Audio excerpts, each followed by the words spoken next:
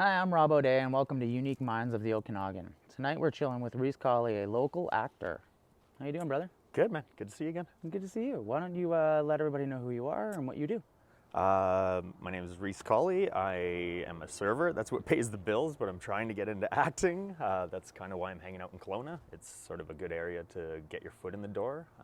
There's a lot of, I don't mean this in a bad way, but lower budget projects that are filmed around town. So it's a good thing to, with someone without a lot of schooling or a lot of actual film experience already, to get a foot in the door. And that's what I'm trying to do right now. Actually just got my first role in a Hallmark movie the other day. It's just a one-day shoot, but super excited about it. That's awesome. When you started with background acting, how difficult did you find it to get that foot in the door? The background was really easy, I found. It was just, actually you went through the same thing with me. We went to an open casting call for Book and Talent.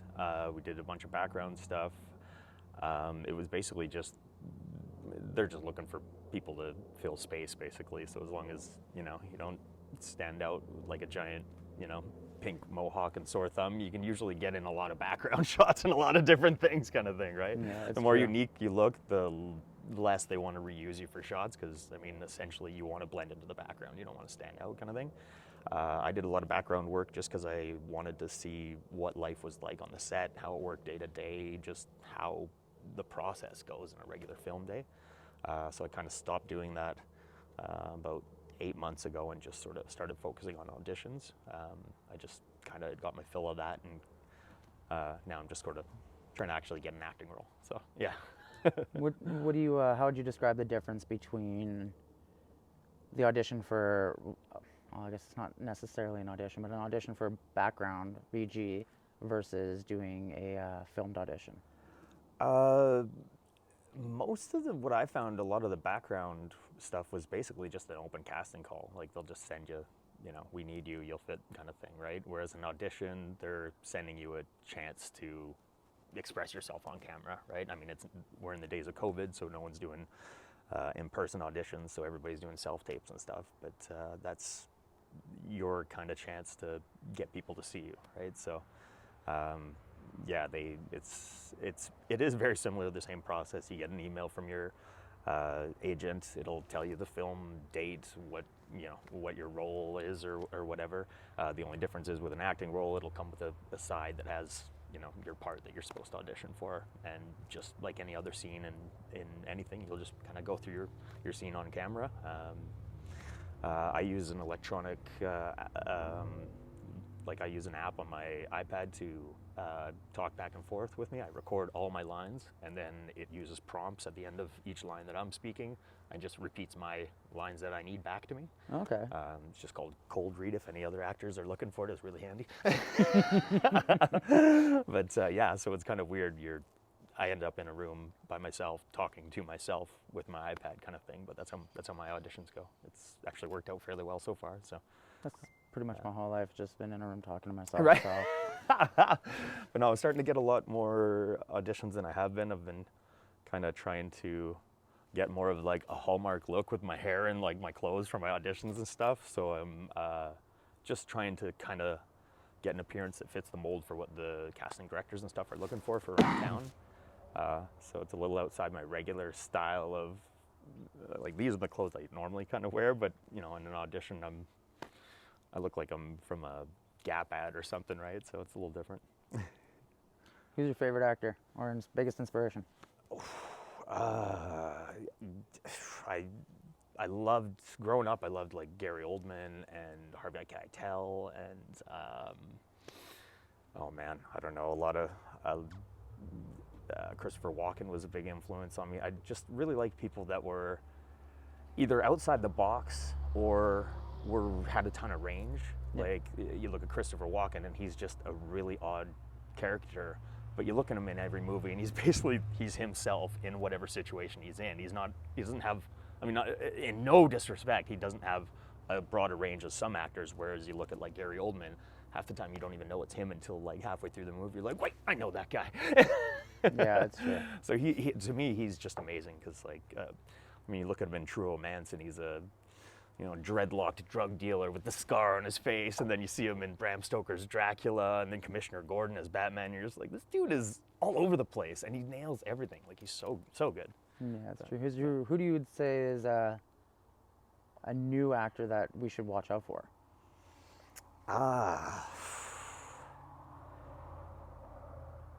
Probably Timothy Chalamet.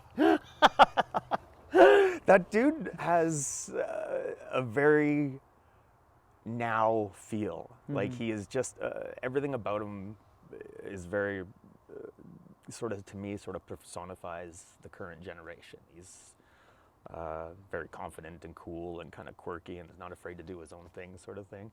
Yeah, he's an interesting character.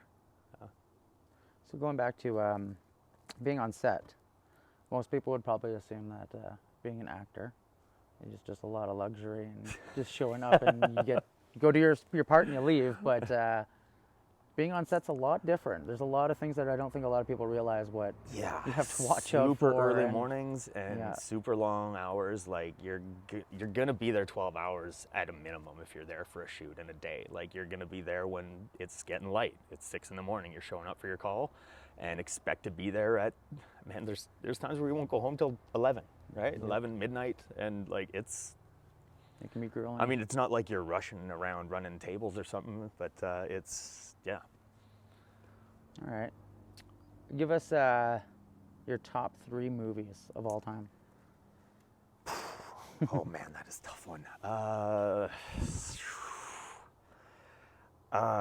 I'm gonna avoid Marvel movies because I could easily just list 3 of those. I'm a huge comic book fan, and I have been since a kid. To me, this is like the heyday of movies for me, because I grew up in the shadow of DC Comics, loving my Marvel comics and stuff, and they almost went bankrupt in the 90s, and I was still, you know, putting my money towards comics, shelling out to them, trying to, you know, help keep them afloat and stuff. So let's veer away from something like that. Let's see. 3 of my favorite movies. Oh, God. God, that is a tough call. Or at least one movie that you think everyone deserves to watch or should watch. I tend to be more into series. Okay. Would a series work as well? Oh, totally. Yeah. I should have said. I should clarify. Any film. Yeah, fair enough. project. Okay, cool. Because I tend to like something that gives me a lot of substance, something I can really explore the characters. And for me, I love a good series. I think that's part of what I loved about the Marvel movies, is it just spreads everything out and you learn so much about everybody. But I love, like, Battlestar Galactica, the reboot that they did in the mid-2000s was unbelievably good. It was just so tight. The acting was awesome. It had a really poetic kind of sense of religion inside it, and it had its own very unique view of the universe. And it had a very concise story. It didn't stretch it out too many seasons. They wrapped it up in 4 seasons, had a definitive beginning, middle, and end, and I can go back and rewatch that happy a million times.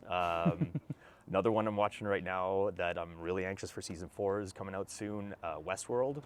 I was a big fan of the original movie, and I was giddy when they decided to make a series, an HBO series based off it, and I love it. It's really, it doesn't take itself lightly. It is very much, there's no campiness to it. The robots and everything everybody is very real and grounded and believable. And it just really draws you in. It's really good, really well done series. I don't know, that's a couple of them. I don't know how many I did there, but. No, that's totally, you touched on that you grew up with comics. And myself knowing you, I know that you are an artist as well, aside from an actor, and you're also a musician. So, if you want to call me a musician, I consider you a musician. If you want to label me as that, I feel honored to have that label, but I'll leave it at that. I'd love to, why don't you tell everybody about your artwork that you do as well? Yeah, sure. About 10 years ago, I've always drawn my whole life, but about 10 years ago, I got into digital drawing on my first iPad that I got. It really inspired me to kind of start drawing my own comic book series.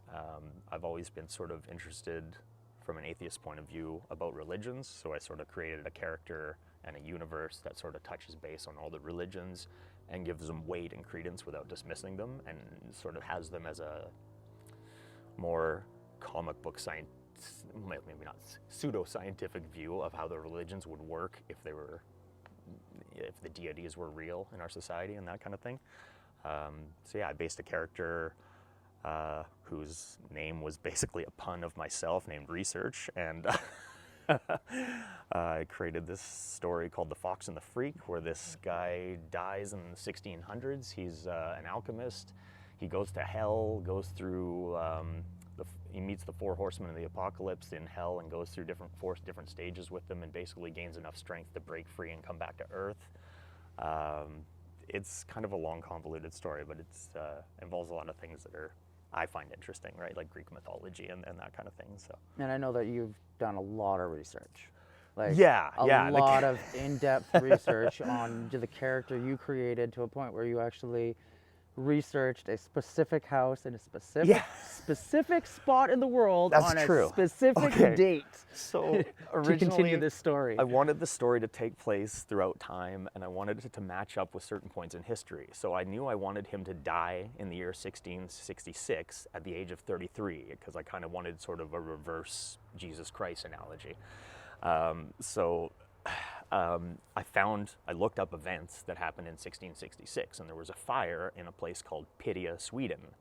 So I started looking at maps of Sweden in that area, and there's this little inlet that has one little island that looks like a wolf's head. The island looks, and just like as soon as I saw it, I was like, that looks like a freaking wolf's head, with one dot as one eye, and there's like there was like a little bit of water that made the shape of like one eye on the wolf's head, and then the other one was blank. So I called it Blind Wolf Island, and that was where my character set up his shop. He and his wife grew up on that island. He did all his alchemy experiments on there with his kid. So yeah, I try to tie in things that are happening in real life to the story. Who would you cast as the main character if we could make it a TV show?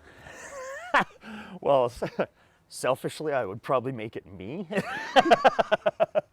But I mean, originally in my mind, I wanted to make it as a vehicle to shop to producers to have as to do as a film or a series kind of thing, right? So I always envisioned myself, of course, in the main role. But if I was to say a less conceited one, I'd probably say, oh man, that's a tough call. It'd have to be a really diverse actor. Yeah. Tough role to fill. Let me roll that one around. I might get back to you on that one. Well, while you're brainstorming on it, you continue on the premise of research and the story. Yeah. Okay. Like, sorry. What exactly do you? So you were just describing we were talking about Blind Wolf Island, and that's where he sets up shop, and him and his wife were there. And then right. Yeah. I guess I didn't really. There. Right. I guess I didn't really. Yeah. Okay. So basically, storyline-wise, he is, like I said, he's an alchemist. He lives on that island. A lot of the time, he does trips to the mainland and goes and gets all kinds of supplies and that kind of stuff. He comes back one night and finds his brother and his wife together, and he comes back early. Couldn't find the supplies he wanted, so he came back a day early. Found his brother had come to visit the island while he was away and was sleeping with his wife. In a blind rage, he started smashing his lab. Everything catches fire. The resulting explosion blasts him out of the window. He rolls down the awning onto the ground, and he's kind of half on fire, lying on the ground. The house starts going up in a blaze. His brother, his wife, and his son all get trapped in the fire. They all burn to death and die, and he watches them screaming and dying as he is basically half burnt on the ground outside.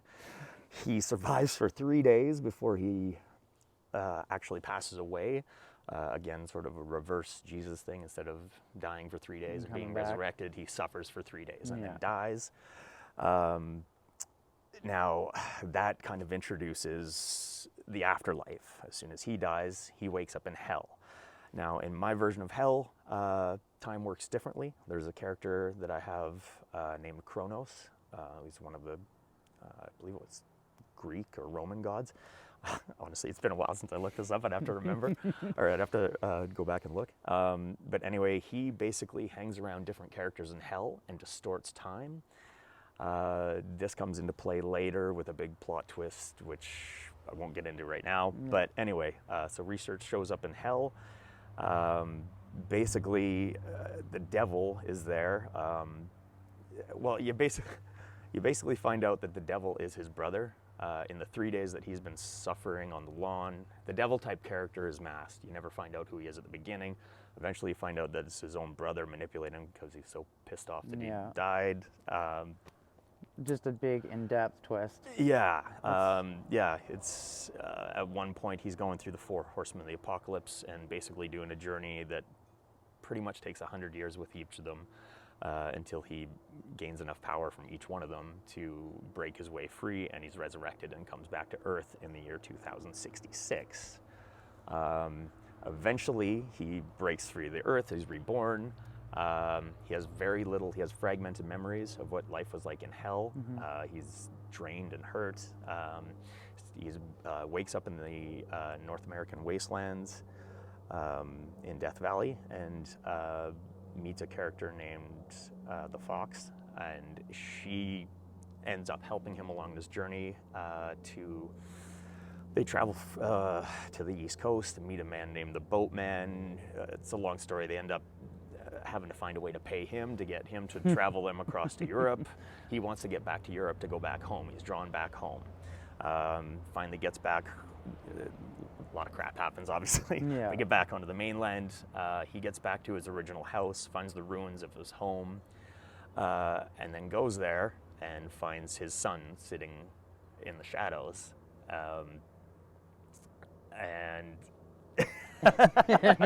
So his son ended up, it was kind of a long story. His son ended up being Death, the 4th horseman. Sorry, I kind of skimmed back past this. It's been a long time since I've talked about this, actually. It's super interesting because I don't think there's a lot of local artists who are doing comic books.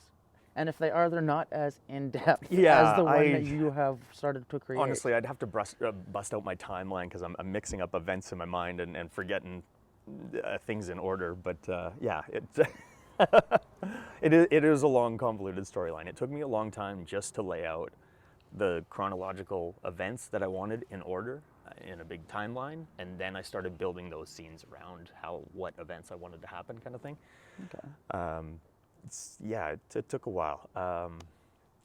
This is a little bit of a downer, but the person I was working on with at the time, who was my main motivation for one of the characters in the story, we were together for quite a long time. We had a big falling out, and to be honest, I kind of lost interest in doing the comic and sort of just left it by the wayside and never got back to it, which is a little disappointing. I should probably get back into it, but I have had other things on my plate since then. I've been shifting towards trying to get into the acting and stuff, of course. And else. No, it's understandable. But, And I mean, as an actor, I think that with the contacts you could potentially make, right? You might be able to pitch it to the right person. And I think that maybe even segueing from the comic itself into a series might be best, because I think it'd be a lot easier for you to describe it and get it through film than you would be with written story. I feel almost. I just wanted to tell the story, so I was working with the medium I had, which for me is, I mean, I can't film a movie on my own without a whole lot of people and production value and that kind of stuff. So to me, just getting the story out was easiest through comic book form. Yeah, and I think the main point is getting the idea out. Yeah. And that's a really cool experience to do, because not many people will take an idea and run with it that deep and that far. And I think that's a very creative thing. It all kind of started with a pun, and it was, what would your superhero name be if you were a superhero? And I literally blurted out research one night, and then we were like, well, what would your powers be? And I was like, oh, I don't know, research, I don't know, you'd be like an alchemist or something. And then literally a couple days later, I was rolling that name around in my mind, and I just had this sort of image of a weird dude in a lab coat with a mask and goggles and stuff, and eventually it sort of turned into the image I showed you there. But yeah. And funny enough, it also turned into your hip hop name. It did, yeah. I ended up using it for everything. So when you for people who don't know, Rhys and I and a third member, Joel, used to do hip hop for years together, and that's a whole other experience in creativity, from writing That was, stories to writing songs. Definitely one of the most fun, interesting times of my life, for sure. How do you how would you best describe your writing process as a hip hop artist? Because I know personally you have a really unique way of writing. Obsessive things. compulsive repetition, really. I literally get a song, I put it on repeat, and I will. Maybe this is a bit of a disclaimer. I am a little bit autistic. I'm on the autism spectrum, so sometimes repetitive stuff is comforting for me, and I find it easy to work in that kind of atmosphere. So yeah, a lot of the time with hip hop especially, I literally just put a song in that I want, the beat that I want, and that's it. I'll just write to this exact same beat for hours and hours and hours, and just have the headphones in, so I'm not annoying everybody else. But Yeah, and it's a really it's a different writing stories to writing songs is a different thing. Yeah. And I know that I'm kind of the opposite of a freestyler. You and Joel were the freestylers. You guys yeah, were but amazing. but the yeah, uniqueness I'm about- definitely a writer. yeah, and I think the writing ability you had versus not to say like a lot of the other local hip hop artists, because we had a really diverse group at that time. Yeah. But you had the ability to somehow mold superhero references into a hip hop song so magically that you wouldn't even realize half the verse that you just heard was like double entendres about Marvel and DC, and like it's a really cool thing to hear. I could probably thank the Wu-Tang Clan for that, and the Beastie Boys. They got me into hip hop, and they're very visual and love comic books and weird references and that kind of thing. So that definitely was. Those two groups and Rage Against the Machine were probably my three biggest influences in music growing up. Right? I was just gonna ask, who do you think who are your top three hip hop artists right now? Right now, oh man, damn. You know, this is really bad, but lately I have just been listening to so many random tracks that I haven't been keeping track of the artists. I listen to a lot of Spotify. I know that's horrible for artists. I'm sorry. I'm sorry. It's really nice and convenient. Anyway, I'm not plugging it. Fuck Joe Rogan. Oh, sorry. I shouldn't have said it. F Joe Rogan. Sorry.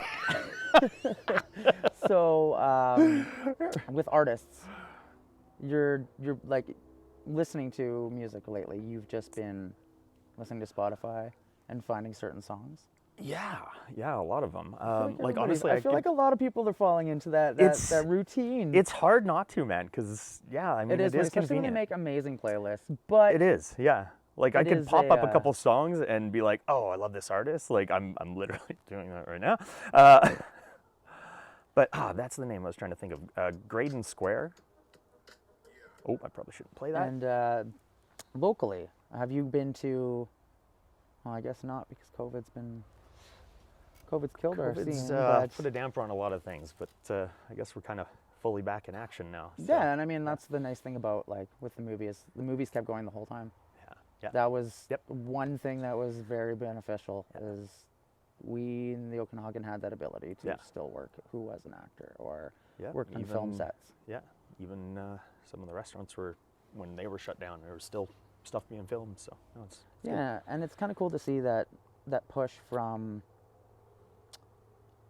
California, I guess it would be LA, well, up to here with films, and from Vancouver and from Toronto being pushed to the Okanagan, because I figure if it can be done safely, do it. I mean, and just the area, like it's pretty incredible to see, or to even think about how many big actors have come through in the past 2 years.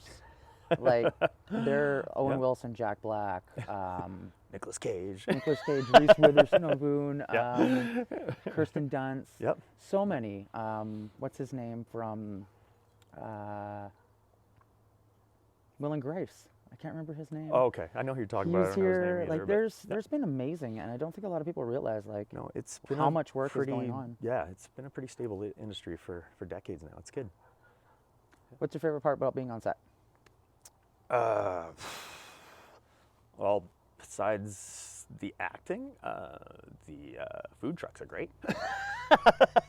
The food guys are always so great, man. That's They're always true. so friendly, so nice. They're always just willing to help you out, and like, I don't know. It's as much as everything's getting done and it's a crazy hustle and bustle on set, everybody's super chill, and it's a very unique vibe. Like, it's just a very good feeling of camaraderie that I don't think I've really experienced in any other job. Like, it's definitely its own beast.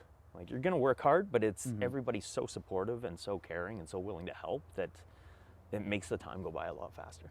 Yeah, and it's very accepting in the sense that if you've never been on set, you'll always find that one Someone will take you under older their wing. person who will always take you under their wing and be like, well, this is what this means. This is how we go about this. Like, oh, come over here. You're not supposed to be there. And I think that that's what really... I find the prop lady on any set is always like the coolest person. Yep. Shout out to the prop ladies. They're always... And wardrobe. Yes. Wardrobe is always amazing. Yeah, they're always on top of it. I think it's because they have to deal with people so much, like constantly. That's the main part of their job, is dealing with the actors, dealing with the crew, just talking with people constantly. They always end up being super chill people, at least in my experience so far. Yeah. So if you were going to, well, before we go top on that, when you were first wanted to be an actor, did you ever think it would actually happen? If I'm going to be totally brutally honest, I still don't think it's going to happen. But I've always wanted to do this, and I've always thought it was impractical. I think that was part of my upbringing. My mom wasn't exactly very supportive of creative art. She didn't really see any type of commercial value in it. She didn't know anything that's going on in the Okanagan Valley with filming and that kind of stuff. It's not any remark against her. Just it is what it is. Yeah. But yeah, I have always had sort of a realistic view of it. I've always thought, okay, gonna have a full-time job, and if I can do that and do acting on the side, that enough will keep me happy. If it ends up being more than that and it can start being my primary source of income, that's a dream to me. So if that ever happened, I'd be happy as hell. But the realist in me tries to look at it as a pipe dream and focus on what needs to pay the bills, and I do that as my entertainment. So, yeah. If you were to give any advice to an aspiring actor, what do you think it would be? Don't listen to anybody else except yourself. Just do it. Don't listen to all these people that are going to tell you don't do it. You can't get into it. It's too big of an industry, blah, blah, blah. It's a job like anything else. There are people that need to fill these jobs. There is no reason why you can't do it. There's no reason I can't do it. Just go and do it. I'm kicking myself that I didn't try and do it decades ago. I should have started when I was 20, and 2 decades later, I'm still kicking myself wishing I hadn't. So that's what kind of inspired me to do it, is just go like, I'm going to sit here in 10 years and still wish I was doing something in the industry. So I'm taking my shot and just trying to have fun with it. Is there any job in the industry that you wouldn't do? Is there any role that you wouldn't do? Porn star? That's a little outside my wheelhouse. I'm just, He's like, I don't want to be the guy who stands underneath the elephant in the film. As long as I'm not the fluffer, I guess it would be okay. But no, it is a weird thing too. When some of the roles you were given, you're looking at it like, I remember I was doing an audition for one where they wanted me to be some like really condescending bar dude, and he was like really rude, and I'm like, have you met me? That's not me at all. So I failed that role. I did not get that role. That audition was terrible. I will be honest, but no, it's a nerve-wracking thing too, standing in front of the camera and being like creating a character, and then knowing that a panel of like 6 people are gonna look at you and be like, this guy sucks. And that's why I'm like, I'm okay with doing background. I don't have to worry about memorizing lines. Like, lyrics are hard enough. I'll worry about with the camera. That aspect of it to me is pretty easy. I'm anxious to get back to real auditions. I'm really hoping that with things starting to open up again, that old school auditions are going to happen. But I don't know if that's been a major shift in the industry now, and people are just finding that it might be easier on the casting directors and that kind of thing to find it. It's probably a much more streamlined process when you can just sit and look at a bunch of videos when you get the chance to, kind of thing.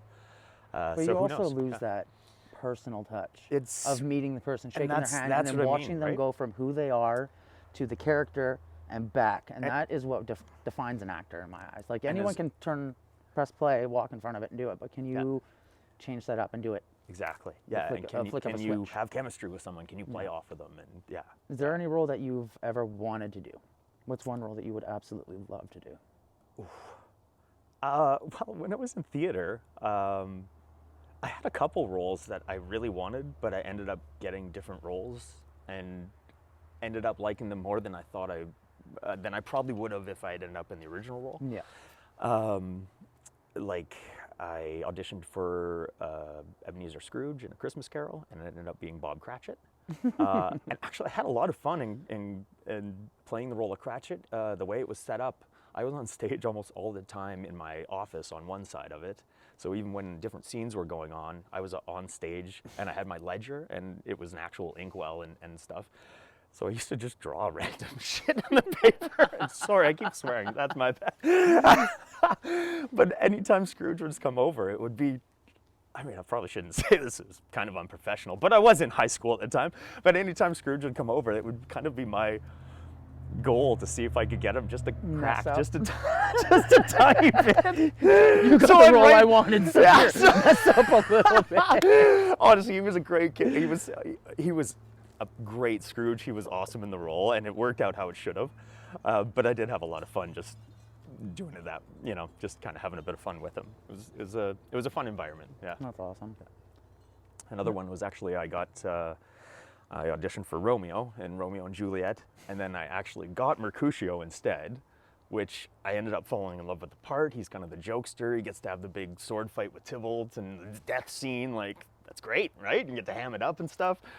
But then about halfway through the production, it became very apparent that the person who they got for Romeo wasn't going to be able to remember the lines, and I knew everybody's lines. So, You ended up becoming Romeo? so they shifted me back onto Romeo. But to this day, I kind of am disappointed that I didn't get to play Mercutio, because he got to do the big sword fight scene, and Right. I've always been into, ninja flicks and kung fu and that kind Yeah. of stuff, right? So to Well, me, you that practice was martial arts, so yeah, that makes sense. so I definitely, in one way, I'm happy I got the role because that's the lead. But in another way, I feel like I kind of missed out on having a lot of fun of that particular role. But either way, I mean, it was a play years ago, but it was fun. Yeah, theater's a totally different demon. It is. Yeah. Theater is like acting. You can stand in front of a camera, like I said, and you can take one, take two. Yeah. Theater, live, screw like up, you live roll with right it. now. Live is definitely a difficult thing, and it's anything goes in live, Yeah. right? Like I think that's what's it's an art form in itself. I believe being able to talk and create that and not lose that interest, I guess, is the easiest way to say it, because it's definitely, you lose that mentality when you're watching certain things. Yeah. But I find that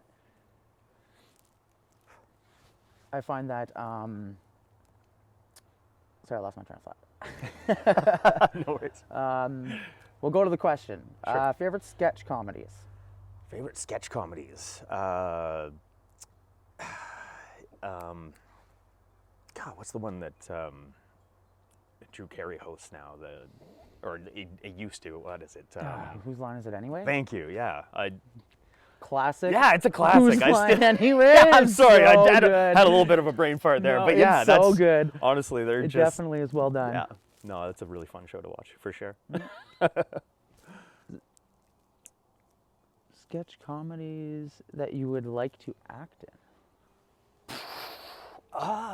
Man, I'll be honest. I don't know a hell of a lot of sketch comedies. If I'm being perfectly honest, I've always kind of been more into the action and more serious side of drama. I mean, everybody loves comedies. Would you ever do a horror?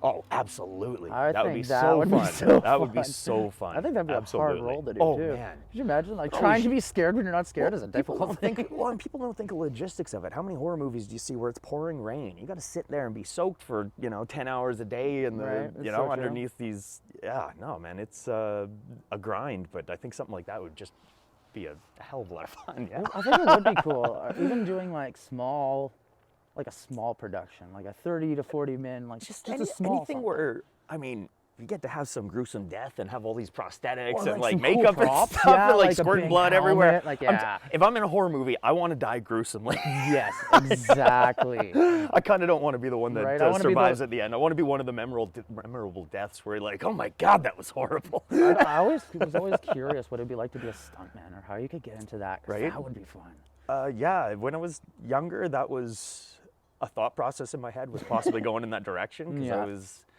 like, martial arts movies are what got me interested in movies to begin with when I was really young. Basically once I was old enough to understand what I was watching on TV wasn't real, I was like, okay, well, I want to do that job. That looks fun, right? You get to Yeah. dress up as a ninja or whatever, right? That's true.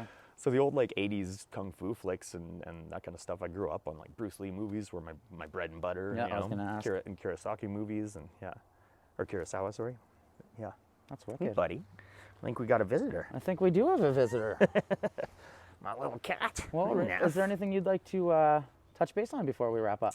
I'll be honest, nothing I can think of, but if you got any questions, fire away. Absolutely. I think I have one in the list. This is my little cat Neff, if anybody's wondering.